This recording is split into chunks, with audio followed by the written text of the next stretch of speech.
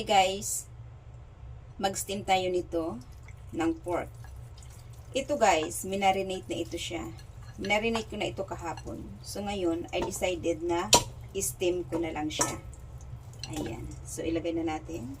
Lagyan natin ng ginger. Kunti lang. Haluan natin ng dry mushroom. Binabad ko na to ang dry mushroom na ito.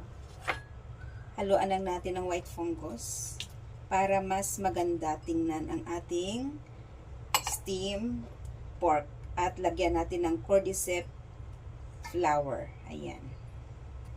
Ihalo natin.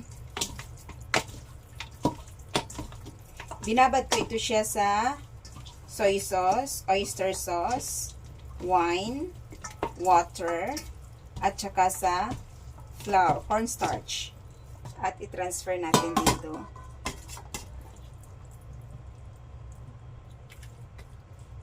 Ito na ang ating marinated pork.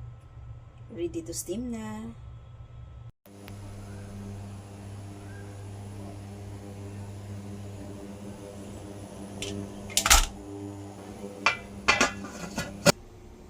Hi guys! Ito na ang ating steam pork. Ayan, nakita nyo, napakaganda. At siguradong masarap ito.